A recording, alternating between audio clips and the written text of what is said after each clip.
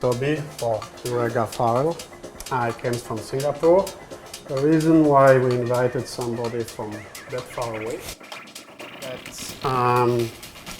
well, for the same reason we like this idea of collaborating early in a project. That's one of the fundamentals of the talks we've been hosting, but also we wanted somebody to talk about landscape from a different point of view than our own point of view on all the restrictions that we have here.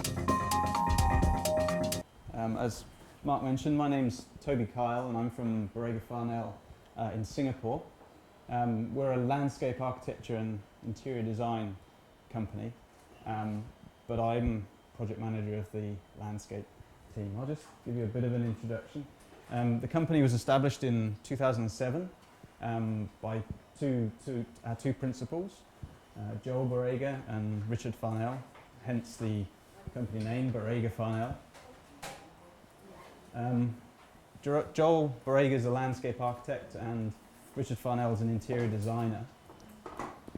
And their sort of philosophy has always been integrating the interior and exterior spaces to create sort of like a seamless connection between indoor, outdoors. Their focus has been on hospitality work, and so the idea of resorts having a very interconnected interior and exterior space really helps the guest experience. As I mentioned, sort of focus on hospitality, which is the main sector we work in, all over the sort of Asia region, the greater Asia region. We have work down in Fiji, over across to Turkey, even some work up in Mongolia. Predominantly our work is actually in China and India. That's our main two markets. Singapore's nicely set in between those two, equal distance. A little bit on my background. I'm actually trained as an architect originally. That was quite a long time ago. I worked in landscape companies during my time as training as an architect, and so I've always had this interest in connecting building with landscape, the outdoors, indoors. I first started working in London for WATG in London, hospitality sort of design firm, working on landscape and architecture in their company. Then I moved to Fiji, where I lived in Fiji for 4 years, working on sort of remote island resorts. This is one of them. This is Laufala Island Resort. This was for the Red Bull owner. Very sort of exclusive, very remote location. Challenging environment. Very challenging environment architecturally, but also with the landscape. Working with the environment, working in the remote location, and trying to understand what that location could really bring to the branding of the development. Another project was Liku Liku Island Resort. This was the first over-water resort in Fiji. Again, it was the challenges of working on a remote location, understanding the logistics, the practicalities of tidal zones, practicalities of getting materials, plant materials, building materials, labourers to somewhere where they had to catch a boat for an hour and a half from the mainland. So a lot of my experience is really in sort of remote locations and destinations, both in landscape and in a bit in architecture. So what I'd like to do is just introduce you to 3 projects. They're all quite different, but they each have a sort of common thread. And the common thread is really this idea of making the most of the natural environment, using nature to help define the destination, and really sort of showing how the landscape or the environment can really bring value to a development. So first of all, Koses Island, which is actually a master planning project. It's a feasibility master plan.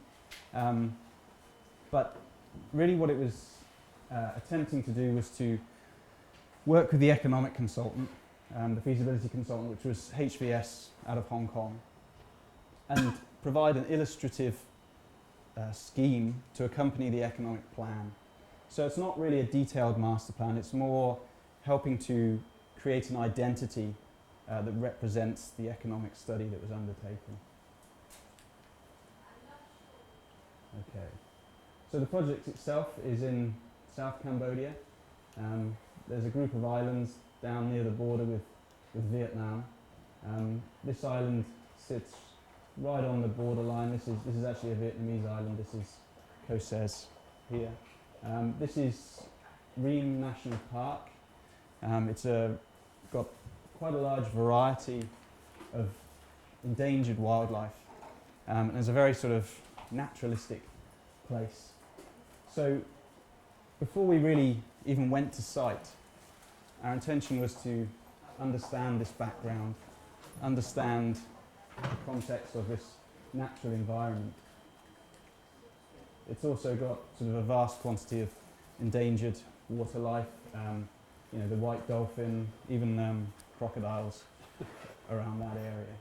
So it's a very unique location. It's got such amazing wildlife and natural context. And in some ways, our mission was really to help the owner, the client, understand the potential of this. You know, rather than looking at it towards creating a 1,000-key casino that would attract you know, Vietnamese from across the border, it was sort of re-looking at that and actually looking at an economic model that utilised the natural environment. So part of the process was really understanding the island and the context to help really see what was valuable there and what we could utilise and how we could infuse that into the branding or the identity of the development. You know, we looked at what infrastructure was existing, just to sort of get an understanding of that. A little bit of sort of history elements. It was kind of part of the conflict between Vietnam and Cambodia. There was an airfield on the site as part of that was built as part of that conflict. So quite a lot of interesting bits of infrastructure. Also sort of studying vegetation, just looking at what was on the island there already. Different types of plant zones. You know, we have quite dense secondary rainforest. We have sort of wetlands area, as well as sort of mid-level forest which has been cleared and regrown again. But really, it's about sort of understanding this to help sort of understand the spatial quality of the island. You know, what the sort of planting can bring and the spaces that it could lead to. Water is obviously another really important part of being on a remote location. You know, how do you get water? You know, it's sort of, when you're connected, it seems like a normal, easy thing. But when you're on an island and you have to deal with rough weather, boats getting out there, potable drinking water becomes, you know, quite an issue.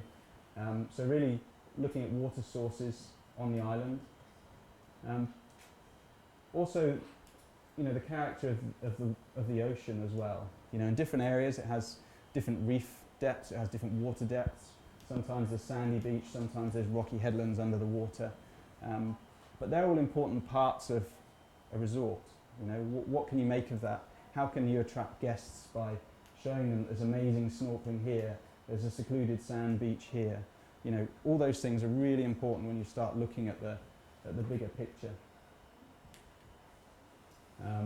You know, these are some of the reefs that were sitting around. Other areas the water is a little bit contaminated. You know, because of the airfield, the soil had been disturbed and some of the water was contaminated, so perhaps not the best place to build a resort. It involves getting your feet wet a little bit, exploring some of this. You know, you kind of got to get connected to the land, so we did do quite a bit of discovery. The mangroves, they have their own individual quality. They sort of sit in between the border of the fresh water and the salt water. They can be challenging because they usually sit in tidal zones, but at the same time they do have a really nice sort of serene character. So maybe a good location for a spa or somewhere, a pavilion that overlooks a more secluded space. The climate, sorry about the images, they're a bit washed out, but the climate is also a really critical aspect. It's a dynamic aspect. The change in the sun during the year, wind directions. Wind was a really important factor on this island. Doesn't seem like a major item when you're working in a city, but on a resort it could mean the difference between a beach that's nice for sunbathing and sitting out on, or a beach that's windswept and sand in your cocktails. So understanding where the prevailing wind is can really help. In this situation we had a distinct wind direction which tied in with the monsoons, and then we had sort of sheltered beaches further around the island. Sorry, this is some more pictures of us getting our feet wet exploring the island. So after all those sort of investigative studies, that was just a few of our studies. We're not experts in sort of environmental investigation, but what we can do, and what we did do, was to really look at it from a design perspective, seeing where the potential is for interesting locations. And that was summarised in this sort of diagrammatic sketch, which gives you the locations of things like where you could have a sunset bar, where you might have a jetty to arrive from, which beach, which location might be most suitable for infrastructure. You need to get on an island, you need to obviously get all your service infrastructure to the island, and you don't want it arriving right in front of your speciality restaurant. So identifying a suitable beach for that. Also staff housing. Where do you have staff? Do they come on the boat every day from the mainland? Not really very practical. So creating a location for staff housing was another part of this. So all those aspects were really put together in a summary diagram. And this is our other bubble diagram, which also summarises those aspects. What we did here was try to illustrate the concept of having natural resources at the centre of the development. That was really the core identity, as it were, showing the client that you can utilise those natural resources, work with them to create a fantastic destination. And then from that, working with the economic study, it was identified that we could accommodate 2 high-end resorts and perhaps some residential components, and then obviously the service set components of the resort and the sort of community or staff housing. And they were all interlinked back to this concept of natural resources. Unfortunately you can't read the labels, but the infrastructure, for example, was things like solar power, wind power, desalination plants. How can we utilise the resources we have to be most efficient with the infrastructure, but also create something interesting from them. So we started looking at things like aquaculture, basically contain fishing so that you could use the fish, organic fish, into the resort's F&B outlets. We looked at organic farming, all these concepts that the guest could actually walk around and experience and be part of the overall identity of the development. In terms of the actual resorts, we looked at 2 different focus resorts. One was more oriented towards water sports and perhaps more activity, hiking, mountain biking, nature-related activities. So that was one of the identities, and that might be perhaps located on one of the beaches that had a bit of a stronger wind, or a shallower sand pitch where the boats could get off. The second resort was more spa orientated, so perhaps a bit more secluded, a bit more separated, but with the views. Perhaps there was an opportunity for a cliff edge, sunset view spa, those kind of elements. So in order to convey this idea to the client, to the owner, and to people who would be looking at this report, we presented a number of precedent studies of different resorts around the world that had worked with a lot of these natural aspects to create a sort of world-class destination. One of them would be Jacques Cousteau Resort in Fiji, which is well known for its connection to water life. Jacques Cousteau was a famous sort of water explorer, and this resort sort of pays tribute to that. It has fantastic diving just off the doorstep. So sort of really highlighting these potentials to the client, just so they could help visualize and understand what the potential was. And that all sort of accumulated into a master plan, as it were. It's quite a loose master plan. You can see that we've got one resort sitting over here, another resort sitting down here, with the sort of main infrastructure sitting here, which is shared between the two resorts. So that was sort of a very loose master plan. It's not really looking at the architecture per se, but more to do with the space planning, the land use, and the opportunities. So that once this sort of feasibility is done, then we can start looking at what brand each hotel will be, what it will look like, more into the actual detail. So this project was really about sort of setting an identity and conveying that identity with the economic feasibility study. And really that identity was, like I say, connecting with a natural environment to create a fantastic destination which would attract people not just from Cambodia but from Greater Asia region and perhaps even worldwide.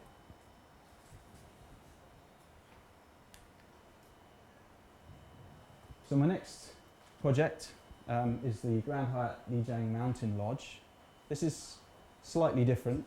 This is a bit more of a practical approach, and I'd just like to sort of run through the project in a very sort of practical terms, explaining how we can use the natural resources that were there, practically speaking. So some of the ideas that were conveyed in the COSES one, how they were actually used on site and how it was actually realised and finished. So for those who are not familiar with the location, Lijiang is in sort of southwestern China. Jade Dragon Snow Mountain is quite a famous mountain just sort of north of Lijiang. And the site sits right opposite the mountain. There's the valley in here and this is the site here. So it's got a fantastic view west of the mountain. And it sits on its own. There's no other resort up here at the moment. There's a golf course, but that's about it. So it's really a destination. It sits within a national park, so visitors have to typically pay for entry. Obviously guests at the hotel, get in there for free. So this is the kind of view that we're getting from the site. It's straight across the valley to the mountain on the other side. It sits in the sort of foothill area, and typically in this region the foothills are pine forests, quite minimal plant species actually, because it's quite high altitude, 3,000 plus meters above sea level, so it's a pretty tough environment for plants to be growing. But somehow people manage to live there, they manage to grow crops, they manage to survive and thrive. And so sort of the overall identity for this project, which was set before we were actually involved, was really the idea of a sort of village cluster, a lodge, set in that sort of foothills of the mountains. So sort of smaller scale architecture clustered in an informal manner. So this is our aerial perspective of the development. You can see sort of the existing forest disappearing into the foothills behind. The smaller scale architectural elements sort of sitting a little bit more haphazardly in the landscape. The vision for the main facility was a luxurious lodge facility. So the idea that you would have sort of this sort of warm lodge, because it's obviously a very cold climate up there, that you could retreat to. The guest rooms are sort of clusters of four 4 rooms, so quite small scale, very intimate space. Sorry. So the natural resources we have here are obviously, you know, the mountain, the views, and the context on the sort of foothills set within this lower level forest. And really, we got involved a little bit late, I think, on this project. You know, the master plan had already been considered and the buildings were set in place. I'm not sure I would have changed it a great deal, but there are things that we could have done a little bit earlier on to help improve the connection with the land, you know, minimise cutting and filling, those kind of aspects. But, you know, we were brought on board, and one of the first studies we looked at was the existing trees and how that fitted in with the footprint of the building that we had already. In this sort of environment, 3,000 metres above sea level, trees don't grow that quickly. So what you might think is a relatively small tree, 4 or 5 metres high, takes about 25, 30 years to grow. And even some plants that you see in a tropical environment towering above you grow about this high in this kind of environment. It's a really tough environment for plants. So ensuring that we keep as many existing trees, particularly the mature ones, the great form trees, was really a strong driving factor for the landscape early on in the project. And we presented this right at concept stage, you know, the idea of the mature trees filtering down through the rooms to create sort of a sense of longevity, a sense of the resort having been there a long time, a very established lodge. One of the ways we operated on this was, as well as looking at, you know, a Google Earth plan and looking at what we could see from a satellite image, you know, that is okay, but what you see from an aerial image is not necessarily what's on the ground.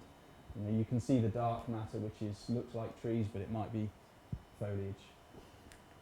So we had to do on-ground work.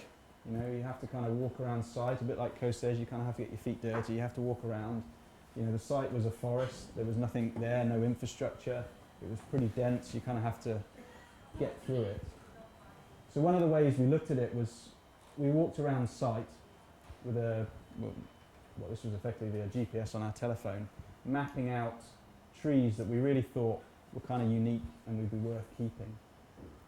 And so we were able to create this sort of map of key trees and also views as well, sort of map out where key view angles were from. And this is, you know, some of the work going on. Another thing that I actually learned from my experience in Fiji, when you're working in this kind of environment, it's very difficult to get an accurate survey.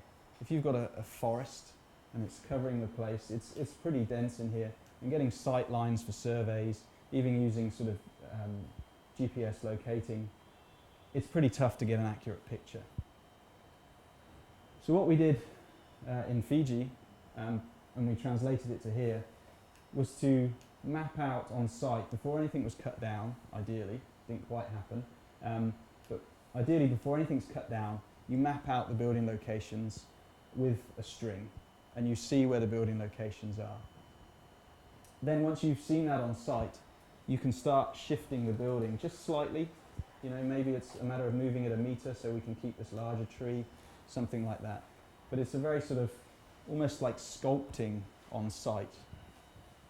You know, and then later on, those areas get cleared out and you can start to appreciate what the kind of view from the guest rooms are. So here's a sort of sequence of images. This is where we had laid the sort of buggy path alignment through the forest. I mean, you can see how sort of dense it is on either side. So they cleared roughly a line through there. Then this is the same space during construction, where they've got the construction road through here. And we got them to use the construction road in the same location as would be the buggy path in the future. So then this is the sort of finished image. It's looking the other direction, but it's the same space. So you can see how it goes from the sort of dense forest, selective clearing, and then ultimately the sort of finished route. And then ultimately this is the kind of space we created with the sort of mature trees sitting in amongst the landscape. It already feels very established. It opened maybe, I think it was a month ago, and this is photos literally 3 or 4 weeks after opening. So very established, you know, right from the opening, which in that kind of environment is very challenging to achieve. So here we can see, I mean, ideally what we would have liked on site is to have all the trees protected with a hoarding so that the construction guys don't back vehicles into trees or throw their rubbish under the trees, but that's not always possible. So we end up with situations a bit like this. But this is a good example of where we shifted a building. We just moved it far enough away from the tree to be able to keep the tree and to squeeze the buggy path to the arrivals area between the building. So it was just a bit of fine tuning, but we managed to keep, you know, a pretty established tree. I mean, this tree must be, you know, 30 plus years old, and you'd be hard pushed to get something that size.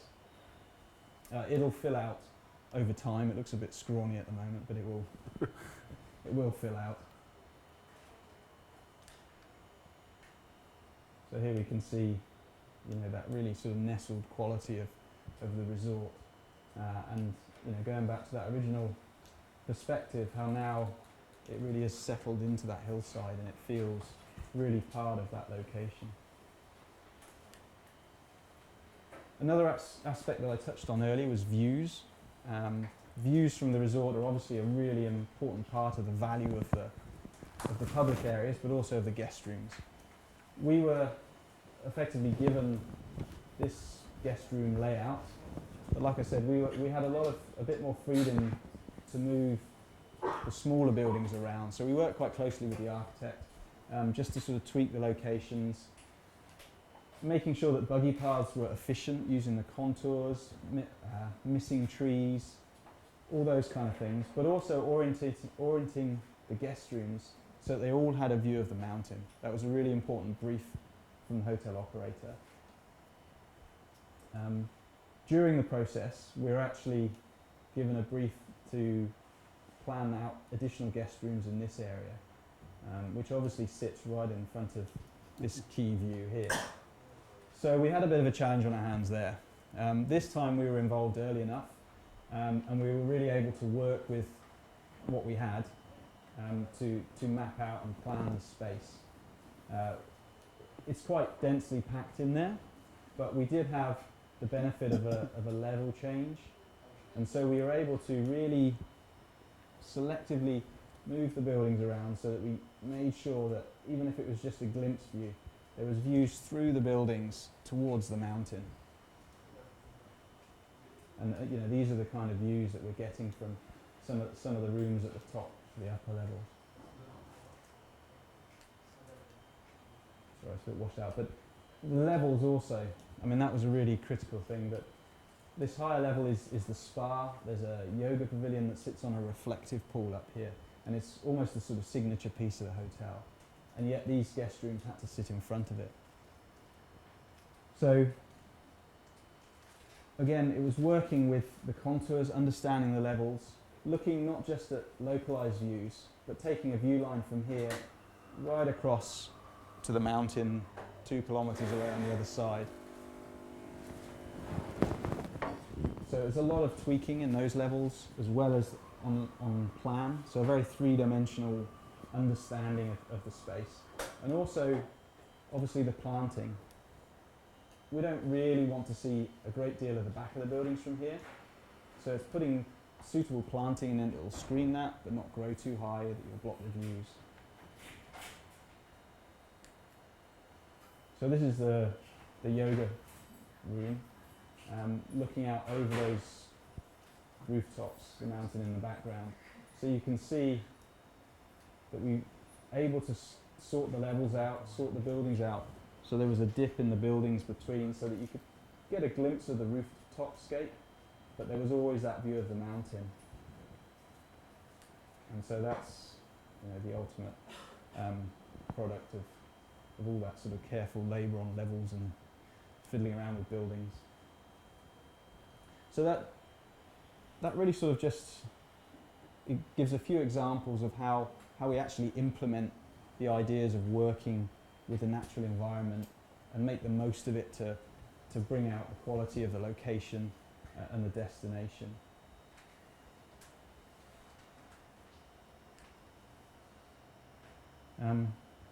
So my final project is quite close to here.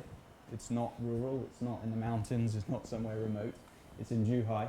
But what I wanted to sort of snapshot here was really how, as a company, sometimes what we do is actually bring that sort of remoteness, bring that natural wonder into an urban context, and how we take some of those ideas that we use in a rural context and bring it into an urban context. So this development is, I mean, Macau is right here, so this is sort of seafront, and Zhuhai is just up here. So it's a really sort of prime location, and it's a new central business district. Normally we don't get that heavily involved in sort of commercial developments. We've been working with this client for a while, and there's a couple of hotels associated with it, Sheraton and St. Regis.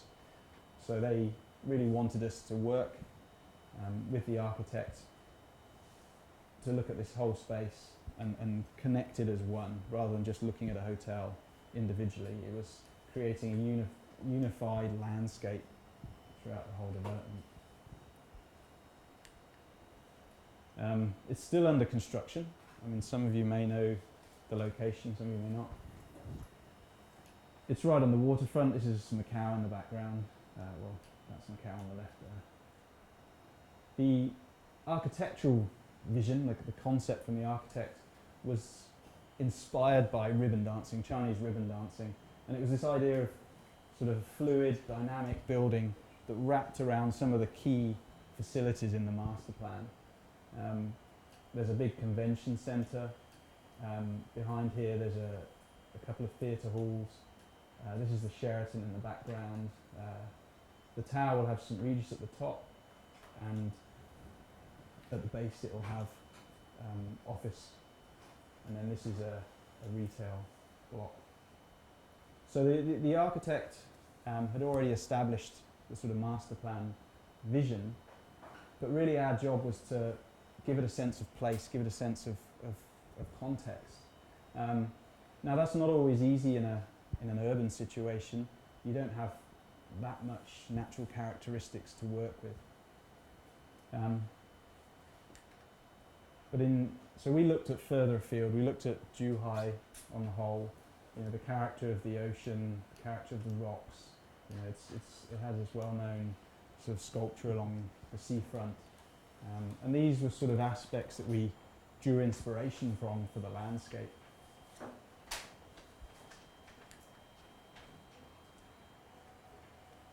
This is the convention centre, and the sort of end of the ribbon, as it were, that links it all up.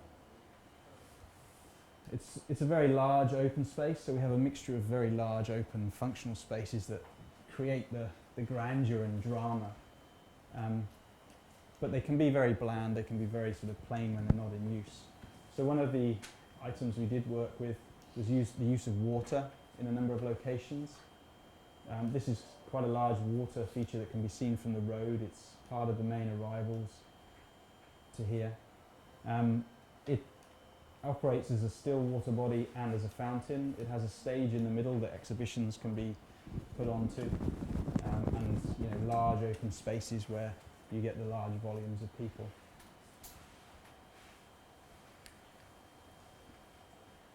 As I mentioned, the water and the context of Zhuhai is really something that you know, inspired us.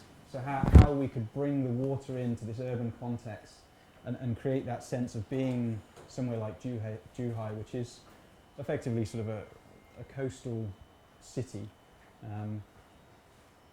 And so, you know, large water bodies that reflected the sculptural form of the architecture were integrated into the design. You know, it was a lot about sculpting the form as well, to sort of marry in with the forms of the architecture. Even the sort of selection of the tiles, looking at a tile that's perhaps not so hard and urban, not grey, with a little bit of blue in it, a little bit of turquoise to sort of give it that sort of, not resorty, but definitely a sort of seaside sort of feel to it, rather than a very sort of heavy urban context. And also adding dynamics to the water, you know, using the fountain to create layers of water jets that sort of rise up and sort of meet the building, creating a very sort of dynamic, fluid appearance when they're on, and somehow sort of starting the story of the ribbon with something that's got a bit of motion. So it's again that water aspect drawn from, you know, the location and the context. The other area that Zhuhai is sort of naturally well known for is the sort of hills, which are quite rocky, and they've got forests. You know, they actually have sort of pools and waterfalls. Now, obviously, you know, you think, well, how does this relate to what we do in the urban context? What's it got to do with it? Well, obviously, it's part of the place. You know, the city is located here. It's right next to these kind of elements, and frankly, you know, they're beautiful elements. I mean, you'd be hard pushed to build something as, you know, as elegant as a, you know, a waterfall or a, you know, a valley. So we had the opportunity in the master plan with these sunken gardens that create a transition between the basement car parking and up to the exhibition space. So they were kind of sort of nestled down, and they were quite small, slightly more intimate spaces, and they sort of stepped up towards the building. So we looked at those in the context of sort of the forests and the hillside, and selected planting that gave quite a strong forested feel, and also sort of the step layers where you could create sort of smaller intimate space for people to sit and be under the shade and enjoy the space, and be, in some ways be away from that big open dramatic you know, exhibition halls. We also were quite selective with the planting, in as much that, you know, you can see this type of terminalia has a very sort of horizontal sort of feel to it.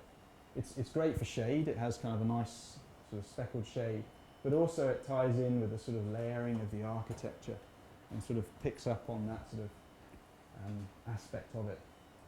The same with the cladding of the walls. You know, we didn't want them to feel like very sheer vertical walls. So it was about creating that linear layering that sort of stepped up towards the building and then had a connection with the building. And then in amongst that, again, bringing in the water element and layering the water element. So there was sort of some gentle movement of the water, and it all feels part of a very connected, organic space. Other sort of things we brought in is a few sort of casual boulders sitting here and there, little elements. Rather than sort of working with corporate artwork, we looked actually more at natural elements as the artwork, so sort of bringing in little surprises here and there. And also looking at the paving. The stone we selected for the paving and the cladding was from a local quarry in Guangdong, and it's got that slightly beige yellow tone to it, which ties in with the local rocks. So immediately you sort of get that feeling of the colour that you can see in the coastal rocks in this urban scape. So while it's very urban, it has this, you know, the elements of the natural context sitting within it. And it's, you know, we thought it was quite nice contrasting some of these very strong sort of natural elements against the very kind of organic, crisp lines of the building. Okay, so I just wanted to end with this slide. Just interesting working in different locations, you know, the different faces you see, the different people you kind of meet. But also just to highlight that really the success of our work is really based on local knowledge, meeting local people, understanding how they work, and working as a team with them as well as with other consultants who bring their influence from different places to create something that's quite unique. So, thank you.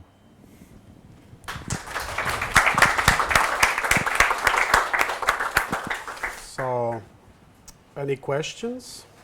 Sure, there's somebody with questions here. I'll start with one. How difficult is it to work with the architect? Sorry, I know, wrong question for someone, but no, because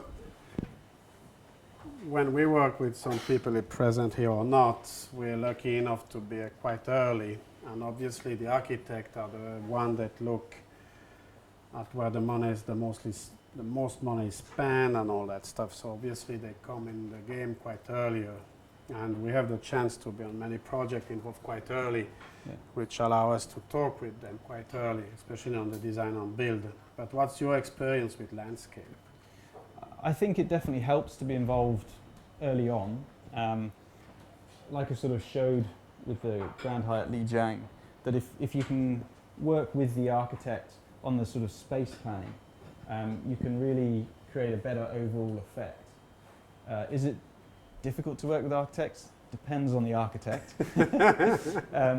But I think what we've learnt over the years is that really a lot of what we can do as landscape architects is not be stuck to a particular style or have very strong opinions on our style, as it were.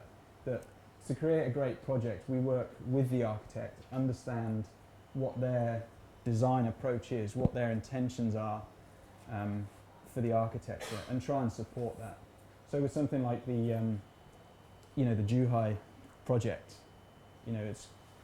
it's a very strong architectural statement, and if we came along and came up with our own stylistic approach, it would probably sit very heavily against that dynamic of the architecture. So what we tried to do there is really work with the architecture and understand it, so that we could help bring out the architecture to its full potential. So I think it, like I said, it depends on who the architect is and the working relationship, but we also have to be flexible and understand the architect's vision. Of course. Yeah. For Chinese project, did you have to work with feng shui? Typically we do have feng shui involved somehow. So you have somebody external advising on your design, or yourself you studied feng shui? We've done a number of projects in China now, so we've built up our own sort of knowledge of feng shui. Maybe not a brilliant knowledge, but we do understand it, and it depends a lot on the client. Some clients really want feng shui, and there's certain aspects that they really feel strongly about. For example, the water is often an issue. Water going out of the building is not so good as water coming into the building. So when you're designing a nice water feature that wants to cascade out of the building, you have to think creatively. And actually on the Sheraton, which is just about opened on the Zhuhai, we had a water feature out the front of that, and we wanted to connect it to the ocean because it's very close to the ocean. And originally our concept was thinking, right, okay, well, we want this water kind of cascading down to the water. But actually what we did is we raised the water feature, had it cascading back in, and created like a horizon edge, so that when you come out of the hotel, the horizon edge, in theory, lines up with the ocean. So you sort of connect with the ocean, but the water's flowing inwards. So there's little tricks you can kind of do to tie in with the feng shui.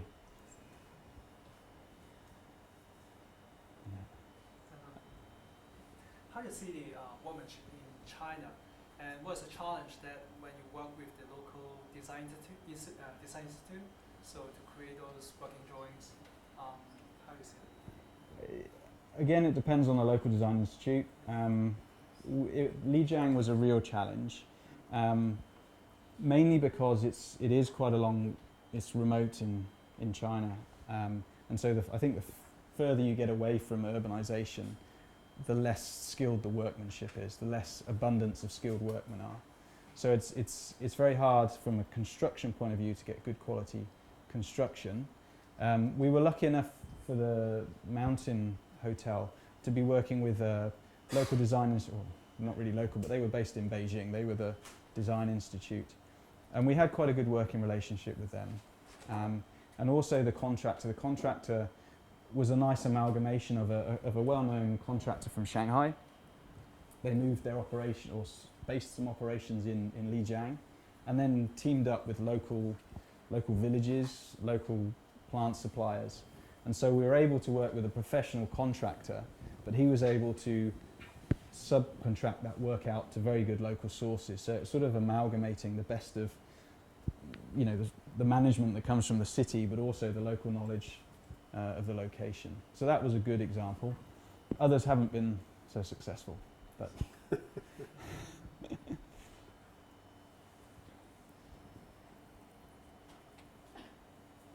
when you develop this island, the Mauritius, Cambodia, Cambodia, sorry, yeah.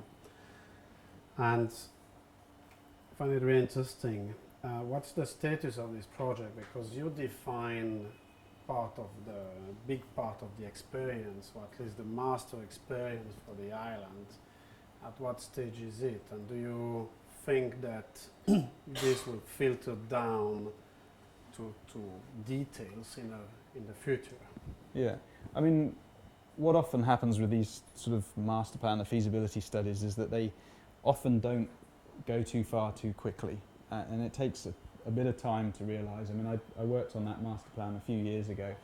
I think a couple of months ago I was in touch again with the owner, and they're looking to move it forward. It hasn't gone much further beyond what we've done there. What's the reason, you know? I believe it's economic. Okay. You know, we did that master plan. It wasn't long after 2008, so their sort of economics got hit. I think that they also had some political shifts, and so there was, you know, that side of things as well. I mean, there's a lot of factors. Say that because we've seen a lot of those, and they're super exciting, and you start working, and then poof. Yeah. And yeah. I mean, we know a lot of frustrated master plan. Yeah. I mean, a lot of it is kind of speculative. I mean, with that, we did get over the first hurdle, which was convincing the government that it was actually a good idea to develop on that island.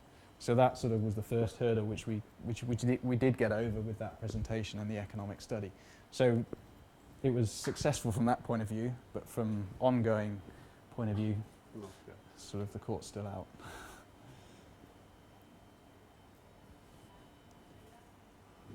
You all thirsty, or? Dying for a drink. All right, so if there's no more question, you can grab Toby or discuss amongst yourself. There's drinks outside.